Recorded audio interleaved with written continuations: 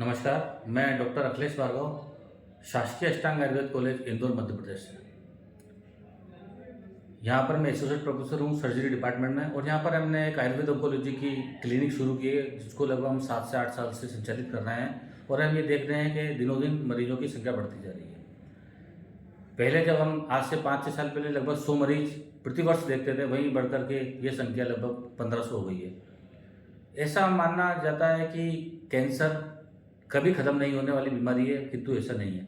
हमारे पास जितने ही मरीज आ रहे हैं, अभी हम देख रहे हैं कि हमारे पास दिल्ली, बनारस, राजस्थान, पंजाब, जम्मू कश्मीर, इवन ऑनलाइन के माध्यम से कल ही यूके के एक मरीज ने मुझसे ब्रेस्ट कैंसर के मामले में सलाह ली है। तो हम ऐसा मान रहे हैं कि आयुर्वेद के प्रति लोगों की जागरूकता बढ़ी है, और लोगों का कैंसर के प्रति जो जागरूकता है वो तो बढ़ी रही है, और इलाज के प्रति भी इनकी जागरूकता धीरे धीरे बढ़ रही है।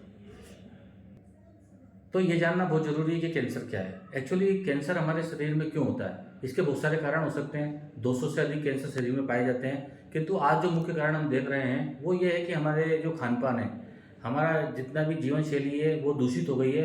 जितना भी हम खाना खा रहे हैं, जब आप सुबह उठ करके शाम तक जितना भी खाना खाते हैं या जितने भी फ्रूट्स खाते हैं, हमारे वातावरण में केमिकल युक्त हो गया है। ये केमिकल हमारे शरीर में जाते हैं, और हमारे शरीर में जाकर के हमारे शरीर की जो कोशिकाएं हैं उनको दूषित करते हैं, और हमारी कोशिकाओं के क्रोमोसोम के अंदर जो जीन होते हैं और उन पर कुछ प्रोटीन युक्त पदार्थ होते हैं, ये डिवाइड होते हैं, अनियंत्रित विभाजन होता है, शरीर के अंदर गांठ बन जाती है, और अलग अलग कैंसर के हिसाब से अलग अलग लक्षण हमारे सामने आते हैं। और कभी कभी चिकित्सा समय पर नहीं करने पर ये मेटास्टेसिस के रूप में शरीर में एक स्थान से दूसरे स्थान पर भी फैलने की संभावना रहती है। इसलिए आवश्यकता है कि इनका जल्दी से जल्दी इलाज किया जाए, और ये तभी हो पाएगा जब लोगों में जागरूकता बढ़ाएंगे।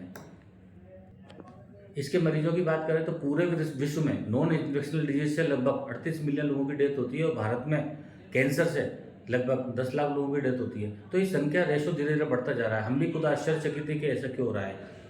तो अभी हमारे पास इस तरह के मरीज आ रहे हैं कि कुछ लोग तो प्राइमरी स्टेज में ही आ जाते हैं, क्योंकि जागरूकता अधिक हो गई है आयुर्वेद के लिए, तो लोग इलाज कराने के लिए हमारे पास आते हैं। कुछ लोग कीमोथेरेपी और रेडियोथेरेपी के जो दौरान जो कॉम्प्लिकेशन होते हैं, जैसे वजन का कम हो जाना, नींद का नहीं आ जाना, शरीर पर काले चक्कर पड़ना, डिप्रेशन में आना, और अनेक प्रकार की प्रॉब्लम्स होती हैं, तो उनको दूर करने के लिए आयुर्वेद दवाइयों को लेते हैं। कुछ हम देख रहे हैं सीनियर सिटीजन जो 60 साल के ऊपर हैं, जैसे उन्हें यदि प्रोस्टेट का कैंसर है, एनोरेक्टल कैंसर है, या डिफरेंट टाइप के कैंसर होते हैं, उनमें they do not want to do any chemotherapy medicine और रेडियोथेरेपी मेडिसिन। वो केवल और केवल आयुर्वेदिक मेडिसिन लेना चाहते हैं, क्योंकि कीमोथेरेपी या रेडिएशन के इफेक्ट उन पर दुष्प्रभाव ज़्यादा आने की संभावना है। और हमारे पास में एक आश्चर्यचकित कुछ मरीज ऐसे भी आ रहे हैं, ब्रेस्ट कैंसर के मरीज हैं, जिनमें उनके एक पीढ़ी में जिनकी माता को या मौसी को कैंसर हुआ था, लेकिन अब वो चाहते हैं कि हमें किसी प्रकार का कैंसर नहीं हो। इसके लिए जागरूकता के माध्यम से वो उनके शरीर के जितने भी दोष हैं उनको नियमित करने के लिए हमारे पास आ रहे हैं, और उनकी हमसे यही रिक्वेस्ट रहती है कि किसी भी प्रकार से हम आयुर्वेदिक दवाइयाँ उनको दें, ताकि भविष्य में उनको ये कैंसर ना हो।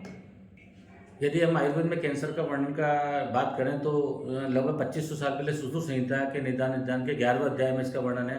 अष्टांग संग्रह हृदय में भी इसका वर्णन है, और अनेक जगहों पर कैंसर के योगों का वर्णन दिया गया है। वहाँ पर उन्होंने बताया भी है कि गात्र प्रदेश से क्वचितो दोषा समुचिता मानसम मंदुर्दुष्य वृत्तम स्थिरम मंद्रुजम महानतम अनलपुलम चिरवध्यापकम।